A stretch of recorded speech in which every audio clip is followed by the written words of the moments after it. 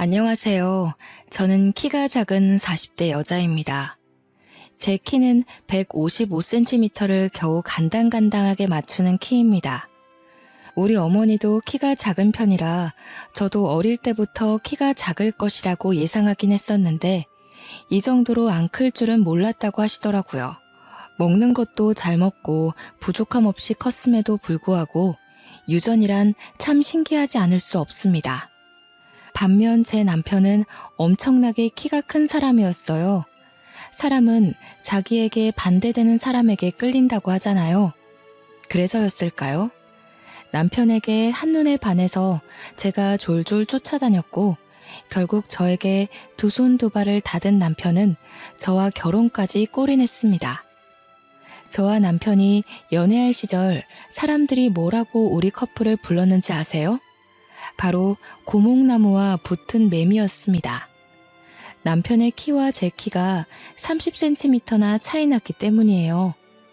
저와 저희 어머니의 키가 매우 작다고 했었죠. 하지만 시댁 식구들은 정말 키가 무지하게 컸었습니다.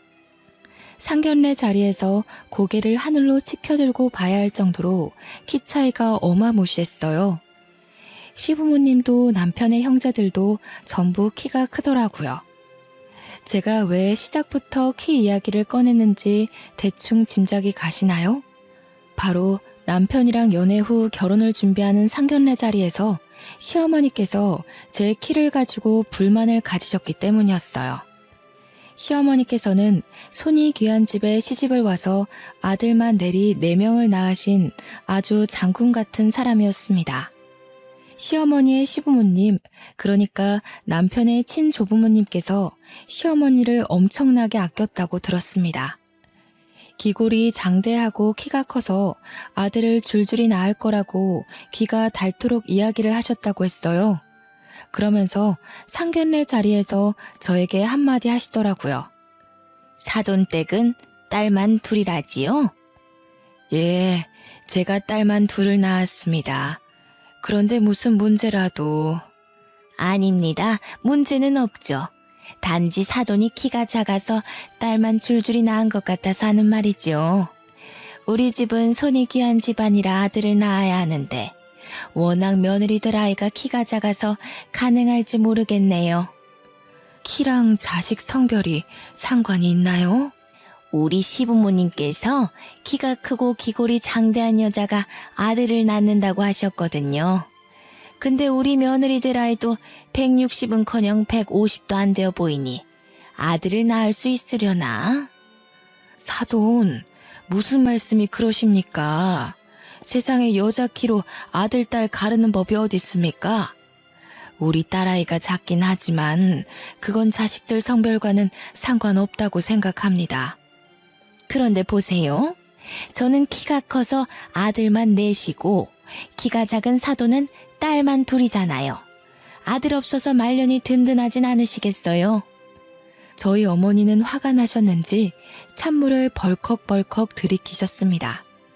하지만 상견례 자리가 자리이니만큼 소란스럽게 굴진 않으셨어요. 다만 상견례가 끝나고 집으로 돌아오는 차 안에서 이 결혼을 꼭 해야겠느냐 하시며 물어보셨습니다. 사실 저는 어머니께서 제가 어릴 때 이혼하셨던 터라 아버지가 없이 컸거든요. 가뜩이나 신경 쓰일 게 많은데 시어머니께서 계속 아들, 우리 아들 하시니 걱정이 이만저만이 아니셨나 봅니다. 저도 솔직히 시어머니께서 상견례 자리에서 저런 이야기를 꺼내실 줄은 상상도 못했던지라 조금 걱정이 되긴 했고요. 아무래도 나는 영 찝찝하다. 네가 어디가 모자란 것도 아니고 키는 뭐 큰 애들은 크고 작은 애들은 작은 거지. 그게 마음대로 됐으면 무슨 세상에 키 작은 사람이 어딨어? 아휴, 엄마 너무 신경 쓰지 마. 내세울 게 그것뿐이신 분이라 그런가 봐. 어떻게 신경을 안 쓰니? 네가 그런 집으로 시집을 가겠다는데 아주 그냥 아들 하는 꼴이 영 마음에 안 든다. 내가 엄마한테 2배로 더 잘할게요. 자식 이기는 부모 없다고 저희 어머니도 마지못해 알겠다고 하셨습니다. 그렇게 저와 남편은 결혼을 준비했고 성대하게 결혼식을 마쳤습니다. 남동생이 셋이나 있는 남편은 참 성실하고 지혜로운 사람이었습니다. 저런 시어머니 밑에서 우리 남편 같은 사람이 자랐다는 게 믿겨지지 않을 만큼이요. 신혼 첫날 밤, 시어머니께서 제게 전화를 하셨습니다. 저는 아무 생각 없이 반갑게 그 전화를 받았어요. 제가 먼저 전화드리려고 했는데 저희 이제 호텔 도착했어요. 내가 전화하기 전에 아무리 바빠도 너네가 먼저 했어야지. 내가 정말 하나하나 이렇게 신경을 써야 되겠니? 죄송해요. 결혼식 끝나고 정신이 너무 없었어요. 오늘이 좋은 날이니 여기서 그만 넘어가마. 우리 맏며느리가 키가 작아서 걱정이긴 하지만 우리 아들이 좋다고 난리를 치니 내가 좀 더 지켜볼 거야. 남편을 항상 하늘같이 섬기고 항상 복종하고 순종하며 살도록 하거라. 저는 부부는 평등한 관계라고 생각하며 살았거든요. 어머님의 그 말씀이 너무나도 어이없고 황당했지만 겉으로는 티내지 않으려고 노력했습니다. 겉으로 그런 척 못할 게 뭐가 있겠냐 하는 생각이 있었죠. 연애하며 지켜봐온 남편의 성격상 절대로 복종이니 순종이니 할 사람이 아니었거든요. 치열한 네 형제 간의 경쟁 속에서 가장 현명하고 지혜롭게 버텨온 사람이라 믿을 만했습니다. 전화를 끊고 누구냐고 묻는 남편의 질문에 저는 가림없이 전부 다 솔직하게 말했습니다. 어머님이셔. 내가 키가 작아서 걱정이라고 하시네? 정말 쓸데없는 미신이라고 생각해. 그냥 한 귀로 듣고 한 귀로 흘려. 그뿐만 아니라 나한테 항상 당신을 섬기고 복종하고 순종하며 살으라네. 부부는 평등한 관계지. 당신이 무조건 나한테 맞출 필요 없어. 그러니까 그냥 앞에선 내내 장단 맞추고 우리는 알아서 잘 살자. 제가 원하던 대로 대답해주는 남편에게 뽀뽀를 한 뒤 저희는 신혼 첫날 밤을 보냈습니다. 그렇게 신혼여행을 즐겁게 마치고 양가에 인사를 드리러 간 날 저는 또 한 번 기함을 토하고 말았죠. 친정에서는 어머니께서 상다리가 부러지게 밥을 차려주시고 혹여라도 저희가 피곤할까 이것저것 하나하나 신경을 써주셨어요. 남편도 몸둘 바를 모르겠다면서 어머니께 진심으로 감사 인사를 했고요. 저는 그런 남편과 저희 어머니를 보면서 가슴 한켠에 차오르는 뿌듯함을 숨길 수가 없더라고요. 이런 게 바로 가족이고 화합이지 하는 생각이 들었습니다. 남편 없이 혼자 고생하며 저를 키우셨던 어머니께서 든든한 사위를 맞이한 것 같다면서 매우 기뻐하셨거든요. 그렇게 분위기 좋은 상태로 시댁에 갔는데 시댁의 분위기는 심상치 않았습니다. 제가 도착하자마자 일단 절부터 하라고 하시더니 앉아서 덕담을 가장한 무리한 요구를 하셨어요. 다른 건 필요 없다. 우리 집안은 손이 귀한 집안이니 아들을 낳거라. 고추가 아니면 아무짝에도 쓸모가 없어. 손이 귀한 집이라고 하기엔 남편의 동생 3명이 전부 다 남자인데 말이죠. 워낙 남아선호 사상이 큰 집안인 건 알고 있었지만 신혼여행을 마치고 돌아오자마자 아들 타령하시는 게 솔직히 너무 부담스러웠습니다. 제가 어떤 대답을 해야 할지 몰라서 우물쭈물하고 있자 남편이 옆에서 심드렁하게 대꾸를 대신 해주었습니다.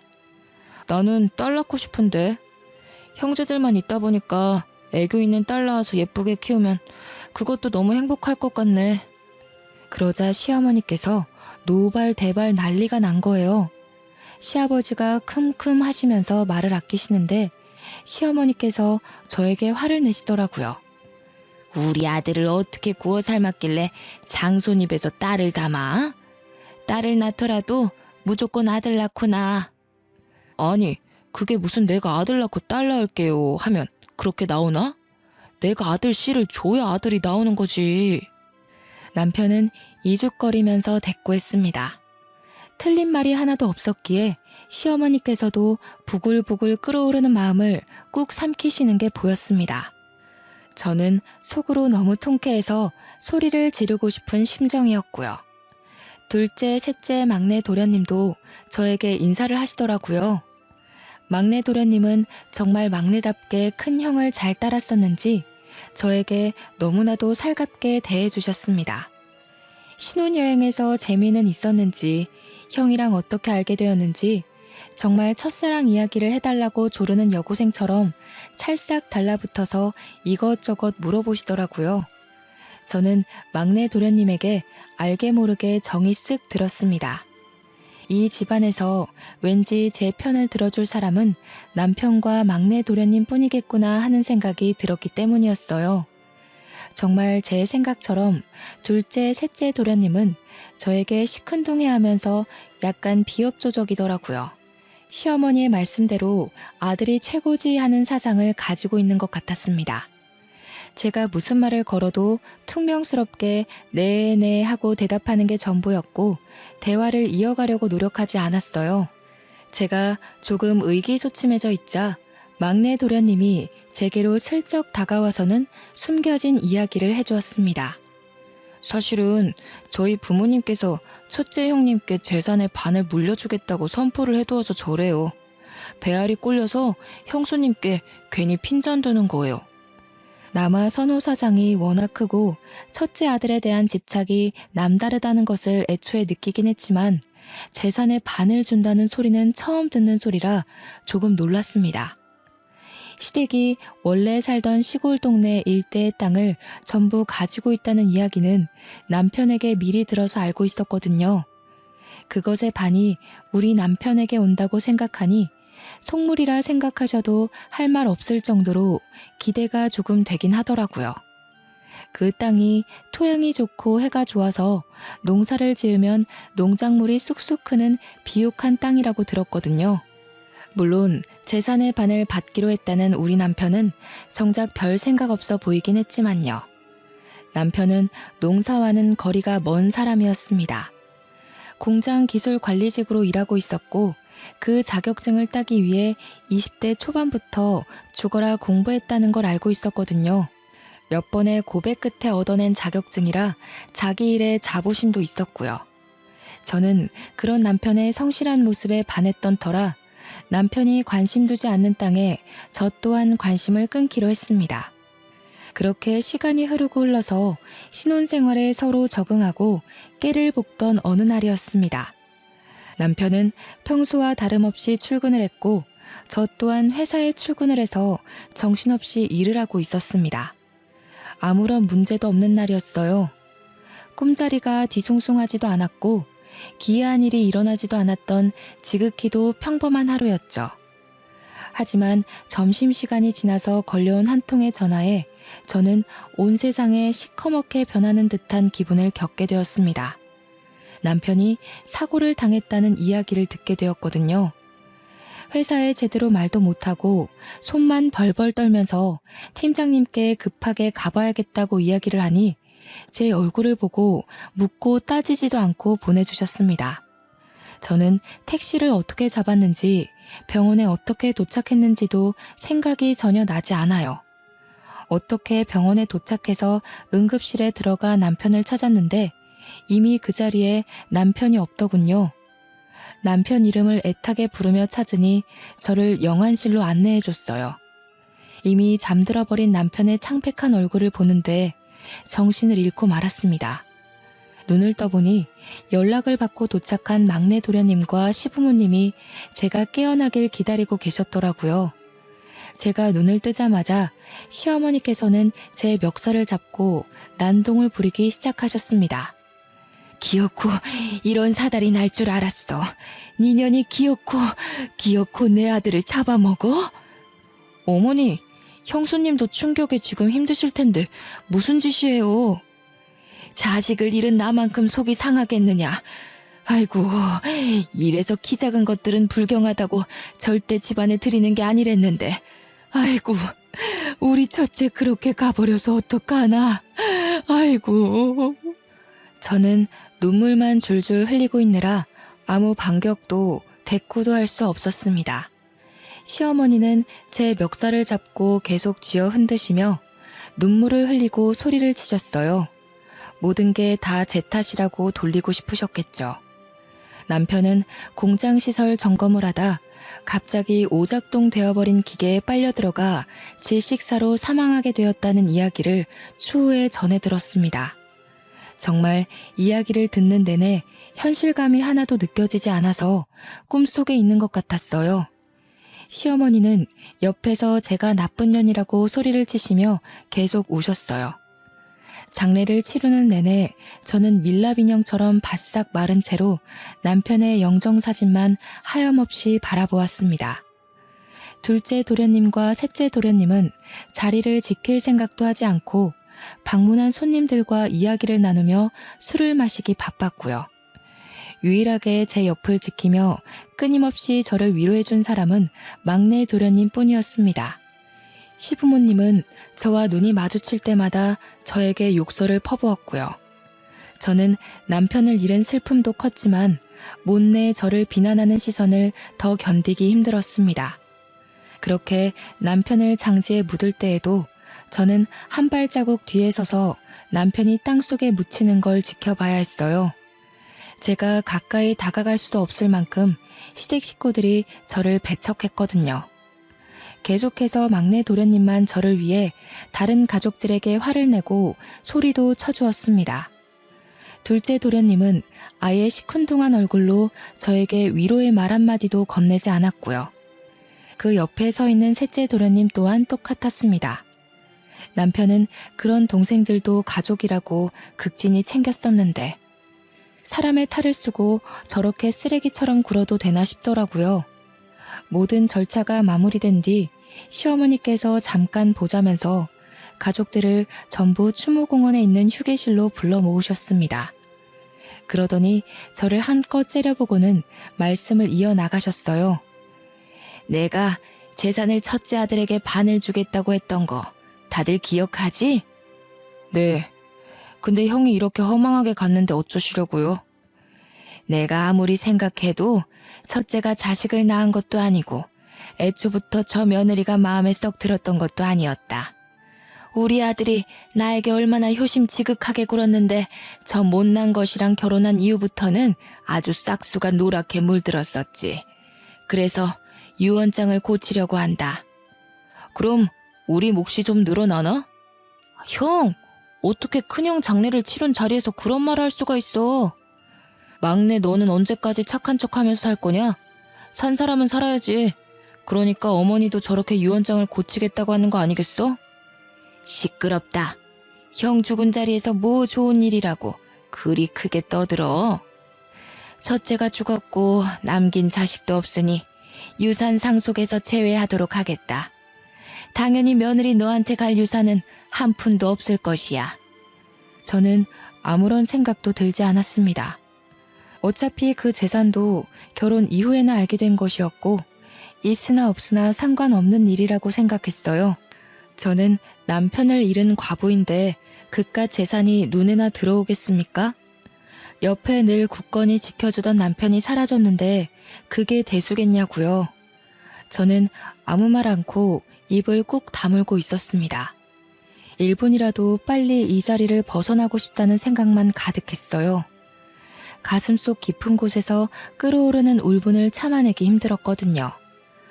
어쩌다가 우리 남편은 이런 가족들 사이에서 자라게 된 것인지 막내 도련님 혼자 고군분투하는 걸 보니 너무 가슴이 먹먹했습니다. 동생들을 알뜰살뜰 챙기던 남편이고 시부모님에게 더없이 효도하던 착한 아들이었는데 마지막 가는 길에서 고작 한다는 소리가 재산 이야기라니. 참 사람 일이라는 게 이렇게나 더럽게 느껴질 줄은 몰랐습니다. 둘째가 이제 마지나 다름없으니 50%를 주고 셋째와 막내에게 각각 25%씩 재산을 나누는 걸로 하겠다. 아이고, 우리 형님 이렇게 가시면서 제게 큰 선물 주시고 가네. 형수님께 감사드려야 할 일인가요? 형수님, 고맙습니다. 형! 소리는 왜 지르고 그래? 그렇잖아. 어머니 말씀대로라면 형수님 만나서 우리 형 팔자가 꼬인 거 아니야. 그 덕에 내 배만 부르게 생겼어. 이런 자리에서 경거망동하게 굴지 마라. 추모는 확실하게 하고 짚을 건 확실하게 짚자는 주의니까 그런 거지. 너랑은 더 이상 볼 일 없다. 네 남편 추모는 알아서 하고 더러운 인연이니 보지 말자꾸나. 저는 다시 남편이 묻힌 묫자리로 가서 비석을 끌어안고 한참을 봉분에 엎드려 울었습니다. 어떻게 자기 친형이 죽었는데 그깟 재산 한두 푼 때문에 웃음을 흘릴 수 있을까요? 저에게 고맙다고 이야기를 하는데 정말 미친놈인 줄 알았습니다. 돈에 눈이 멀어 가족이고 뭐고 아무것도 보이지 않는 사람처럼 행동하는 동생들을 믿고 의지했던 남편이 너무 불쌍했어요.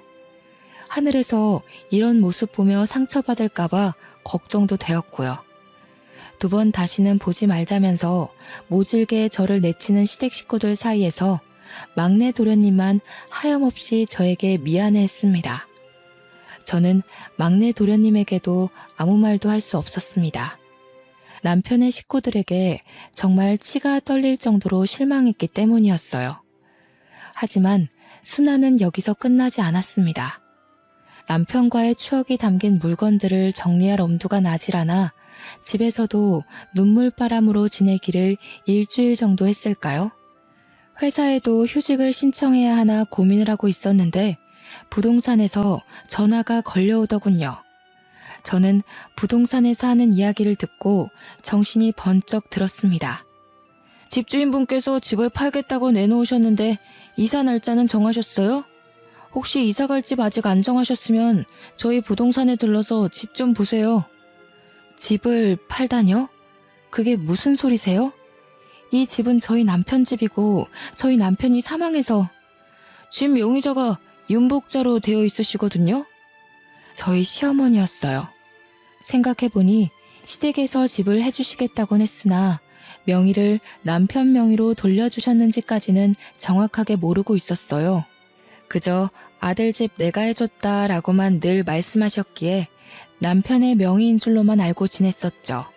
시어머니께서는 본인 명의의 집을 저희에게 빌려주신 것이었고 남편이 사망하자 집을 팔아버리신 거예요. 혹여라도 제가 그 재산을 갈취할까봐 한 푼도 주고 싶지 않은 마음에서 말이죠. 저는 결국 그 집에서 쫓겨나듯 나와야 했습니다. 제 집만 겨우 챙기고 앨범 몇 개만 챙겨서 말이에요. 불시에 들이닥친 부동산 사람들과 집을 보러 온 세입자들이 불편해한다는 이유로 시어머니께서 제게 퇴거 명령을 내리신 겁니다. 부동산 사람들 전화를 받게 한 것도 모자라 내용 증명까지 받게 되니 정말 너무 모질구나 하는 감정밖에 들지 않았습니다. 본인의 아들이자 제 남편이 죽었는데 일말의 감정도 없이 이렇게 일을 처리할 수 있을까 하는 생각이 들었어요. 정말 매일같이 저를 쫓아내고 싶어 했었구나 하는 생각밖에 들지 않았고요. 저는 결국 친정으로 돌아가게 되었습니다. 제 짐이 고작 큰 캐리어로 3개밖에 나오지 않더라고요.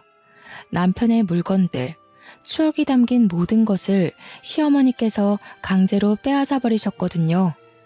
저에게 남편을 추억할 수 있는 물건이라고는 연애 때부터 함께 차곡차곡 쌓아갔던 앨범뿐이었습니다.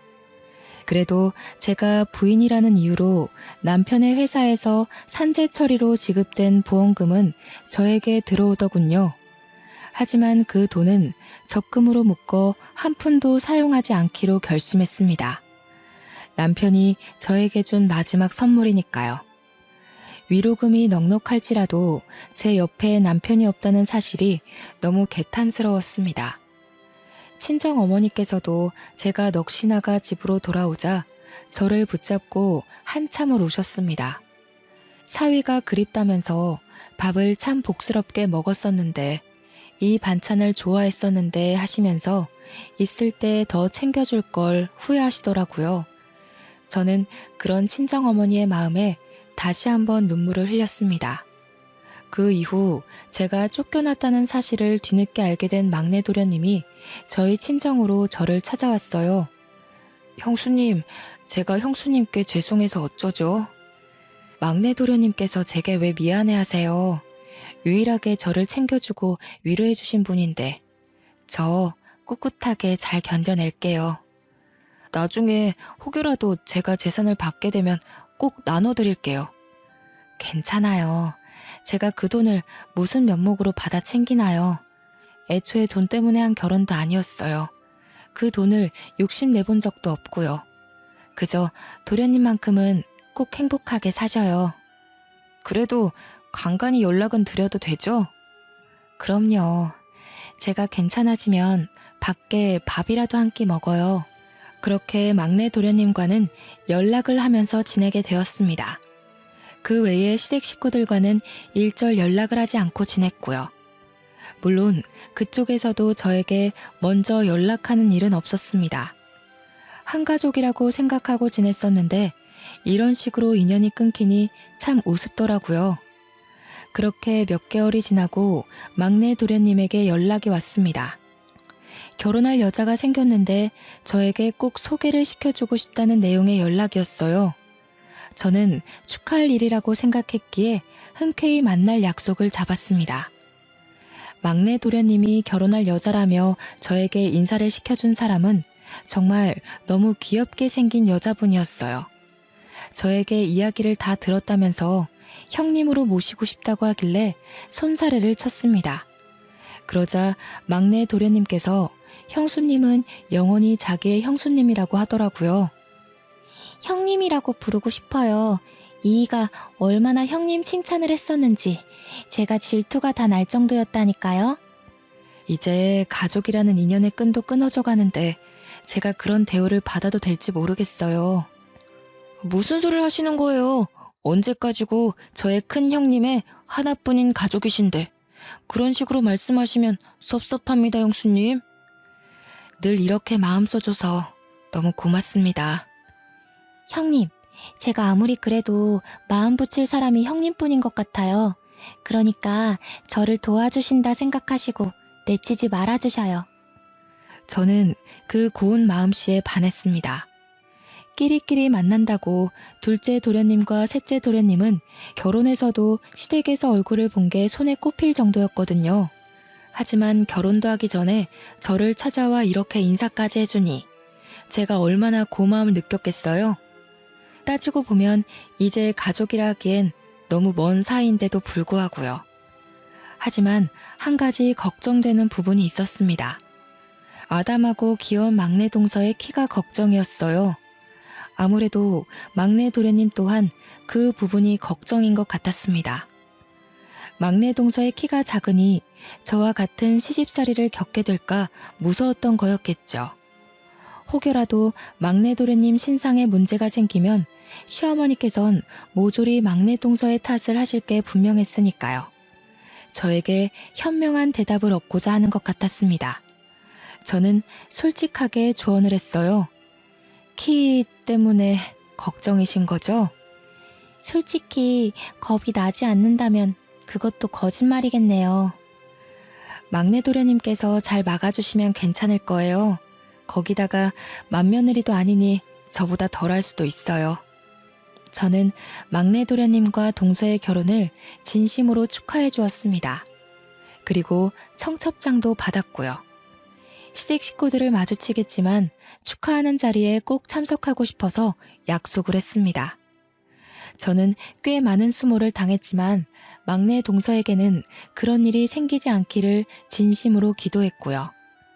그렇게 막내 도련님의 결혼식장에 참석했습니다. 시댁 식구들은 제가 결혼식장에 나타나자 꽤나 당황한 모습을 했지만 저는 아랑곳하지 않았습니다. 신부 대기실에 가서도 진심으로 축하의 말을 전했고 일부러 시부모님과도 인사를 했습니다. 좋은 날 왜 나타나서 사람 기분을 흔들고 그래? 막내 도련님까지 장가 보내셔서 홀가분하시겠어요. 꼭 지 같은 거 데려와서는 마음에 드는 구석이 하나도 없어. 키로 구박 그만하시고요. 내 아들 잡아먹은 주제에 지금 우리 집안일에 간섭하는 게야? 좋은 날이잖아요, 어머님. 저는 막내 도련님 진심으로 축하드리려고 찾아온 거예요. 가서 밥이나 든든히 먹고 가. 별일 없이 잘 지내지? 네, 그럼 들어가 보겠습니다. 시어머니께서는 끝까지 저에게 고운 시선을 보내주지 않으셨지만 시아버지는 그동안 많은 생각을 정리하셨는지 아무렇지 않게 저를 대해주셨습니다. 끝까지 아들 잡아먹은 여자라고 저에게 비수를 꽂았지만 그동안 저도 많은 내성이 생긴 건지 흘려듣게 되더라고요. 막내 도련님은 진심으로 행복해 보였어요. 저처럼 당하고만 살지 않기를 진심으로 기도했습니다. 결혼식 이후로도 저는 막내 도련님과 동서를 자주 만났어요. 동서는 시댁 식구 중에 마음을 붙일 사람이 전혀 없었는지 저에게 갖가진 괴로움을 토로했습니다. 사람은 참 변하지 않는다고 시어머니께서는 여전히 키로 사람을 구별하는 것 같았습니다. 그 와중에 막내 동서는 임신까지 했는데도 여전히 딸 낳을 게 뻔해서 궁금하지도 않다고 막내 동서에게 상처를 주셨더라고요. 그러더니 시어머님께서 저에게 딱 말씀하시더라고요. 키가 작아서 아들 낳겠다고요. 남편이 화내지 않았으면 저 정말 심장이 터졌을지도 몰라요. 그 자리에서 대들기가 쉽지 않지. 키가 작아서 아들 못 낳을 거라는 건 도대체 어느 시대 발상인지 모르겠어. 그것뿐만이 아니에요. 임신 초기라 조심해야 하는데 어차피 딸 낳을 건데 조심할 필요가 있겠냐고. 첫 아이를 딸 낳으면 그때부터는 줄줄이 아들 낳는 길이 막힌다고. 아, 참. 그래서 쉬지도 못하고 내내 시댁에서 일만 하다 온 거야? 어쩌겠어요. 형님들은 아무도 안 오시지. 일할 며느리는 저밖에 없지. 이제 와서 저한테 도망간 첫째 며느리는 일은 잘했다고 비교를 하시지 뭐예요. 저는 막내 동서를 매번 달래주었습니다. 가끔 만날 때면 임신 중이라 분명 몸무게가 늘어야 하는데 꼬투리를 잡아 시집살이를 시키는 시어머니 때문에 하루하루 말라가더라고요. 저의 과거를 보는 것 같아서 마음이 참 아팠습니다. 그러던 도중 시아버지께서 농사를 지으시다가 농기계가 뒤집어지면서 큰 사고를 당했다는 소식을 접했습니다. 시아버지의 안위도 걱정되었지만 모든 화살이 막내 동서에게 씌워질까 겁이 났죠. 시아버지께서는 시름시름 앓다가 결국 첫째 아들 옆에 묻히게 되었습니다. 당연히 저도 장례식장에 참석을 했어요. 일찌감치 찾아뵙고 싶었지만 제 일이 바빠 발이 나는 날 오전에서야 장례식에 참석할 수 있었고 추모공원까지 함께 참석했습니다. 그런데 막내 동서를 엄청나게 닥달하고 잡아먹을 것처럼 굴 줄 알았던 시어머니께서 은근히 아들들의 눈치를 보고 계셨습니다. 저는 저에게 했던 것과 달리 막내 동서의 옆에 은근히 붙어서 둘째, 셋째 도련님 가족들의 눈치를 보는 시어머니가 참 이상하게 느껴졌어요. 시어머니께도 인사를 드리고 집으로 돌아와 막내 동서에게 수고했다고 연락을 했습니다. 그러자 막내 동서가 저에게 조용히 비밀을 말해주더라고요.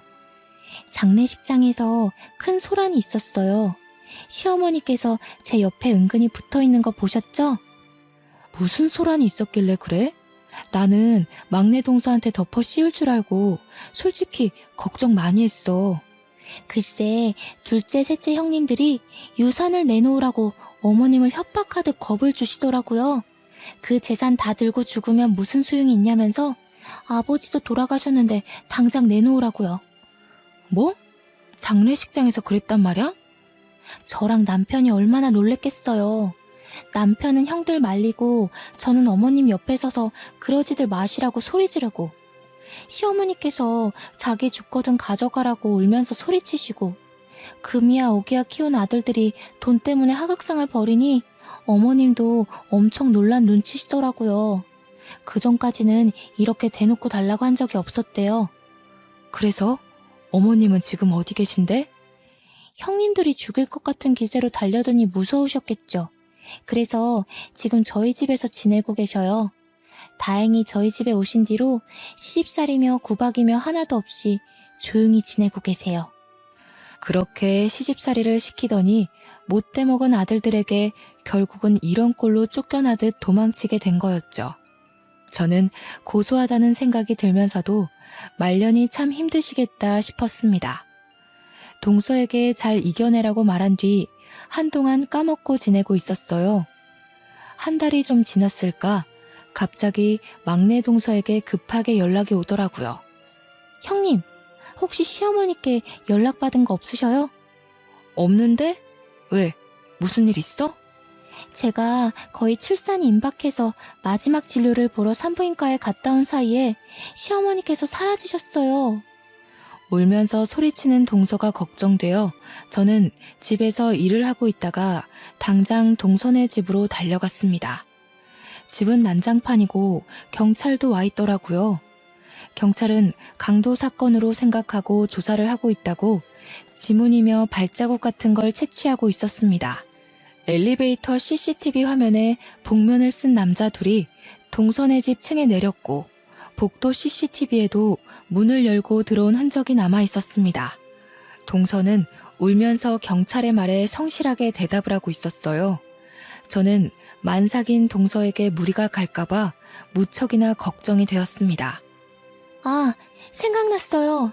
저 집에 아이가 태어날 걸 생각해서 거실이랑 안방에 홈 CCTV를 며칠 전에 설치해뒀어요. 움직임을 감지하는 CCTV라 아마 찍힌 게 있을지도 모르겠어요. 동서는 헐레벌떡 컴퓨터를 켜서 녹화된 부분이 있는지 찾아보기 시작했어요. 그러자 파일 여러 개가 있더라고요. 거실 CCTV를 확인하는데 복면을 쓴 남자 둘이서 집으로 들어와 시어머니를 막 잡아당기고 난투를 벌이고 있더라고요. 그 순간 시어머니께서 한 남자의 복면을 확 벗겨내는데 저는 정말 큰 충격을 받았습니다. 복면 밑에 숨겨진 얼굴이 둘째 도련님이었기 때문이었어요.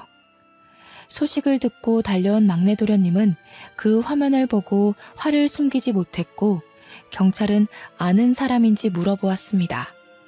동서는 수치심에 얼굴이 빨개져서 차마 가족이라고 말도 못하고 입을 꾹 다물길래 제가 대신 대답했어요. 둘째 도련님이네요. 그러니까 납치당한 시어머니의 둘째 아들이요. 경찰들도 모두 당황하더라고요. 결국 둘째 도련님의 차량이 수배되고 셋째 도련님까지 연관된 게 틀림없을 거라고 추적을 부탁드렸습니다. 나머지 복면을 쓴 한 명이 셋째 도련님이지 누구겠어요? 이틀을 꼬박 추적하고 저는 그동안 막내 동서의 옆에서 무리가 가지 않도록 자리를 지켰습니다. 경찰이 시어머니를 찾은 것 같다는 연락을 했고 저희는 한달음에 이름도 모를 야산으로 달려갔어요. 정말 아무것도 없는 동네 야산이라고 하기엔 꽤 큰 산속에서 시어머니가 발견되었습니다. 추위에 발가락은 다 동상을 입어서 당장 응급처치가 필요한 지경이었습니다. 추위를 피하려고 낙엽 속에 들어가 체온을 높이려고 했다는데 이 추운 겨울바람에 낙엽 속에 들어가 봤자 땅이 꽁꽁 얼어있는데 무슨 소용이 있었겠습니까? 막내 동서는 그런 시어머니의 모습을 보자마자 울고불고 난리가 났고요. 시어머니께서도 불이 나게 찾아온 저와 막내 동서 그리고 막내 도련님을 보자마자 오열을 하셨습니다. 그깟 재산이 뭐라고 하시면서 우시는데 마음이 참 불편하더라고요. 시어머니께서는 병원에서 안정을 찾고 기본적인 검사를 마친 뒤 발가락 동상 치료를 받기로 했습니다. 경찰들도 입원실에 찾아와 시어머니께 진술을 받아갔고요.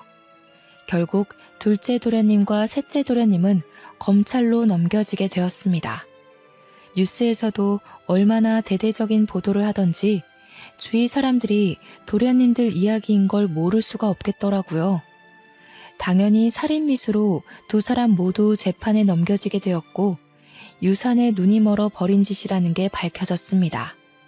아이러니하게도 존속 살인미수로 인하여 유산을 받을 자격 또한 박탈되었고요. 나중에 와서 둘째, 셋째 도련님들의 처가댁에서 시어머니를 찾아와 빌고 또 빌었지만 시어머니께서는 절대 용서도 합의도 없다고 못 박으시더라고요.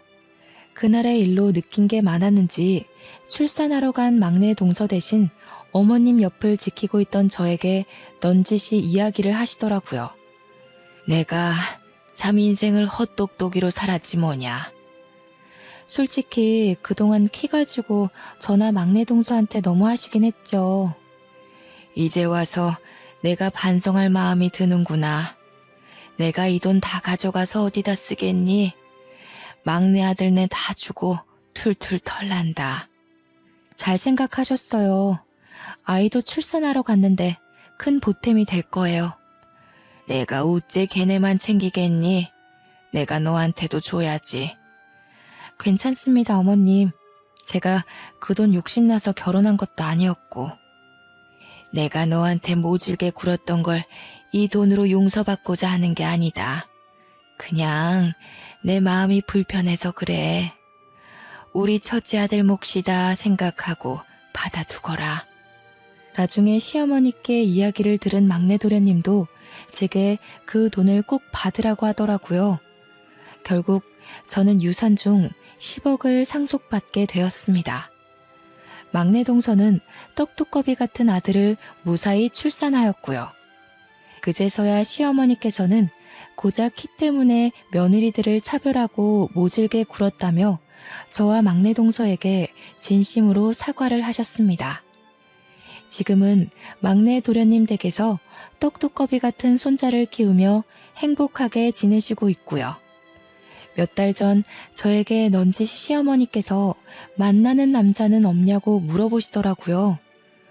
우리 첫째가 그리 황망하게 간 거야 슬프긴 하지만 너도 네 인생 살아야 하지 않겠니? 왜 만나는 남자가 하나도 없어? 저는 죽어도 우리 아들 하실 줄 알았는데 저에게 그런 말을 하실지 몰라서 조금 당황했습니다. 옆에서 막내 동서가 좋은 사람이 있다면서 선자리를 주선해도 괜찮겠냐고 끼어들었고 시어머니께서 당장 약속 잡으라며 난리를 치셨습니다. 꼭 한번 만나봤으면 좋겠다고 하더라고요. 저는 못 이기는 척 그 자리에 나갔고 막내 동서의 말대로 착한 성격에 모난 데 없이 아주 둥근 사람이더라고요. 성격도 취미도 생활 패턴까지 잘 맞아서 며칠 전 결혼식을 올리고 신혼여행까지 조촐하게 다녀왔습니다. 다음 주 주말쯤 막내 동서네 집에 찾아가서 인사를 드리려고 합니다. 그동안 많이 힘들었지만 앞으로는 행복한 날만 있길 기대해 봅니다. 감사합니다.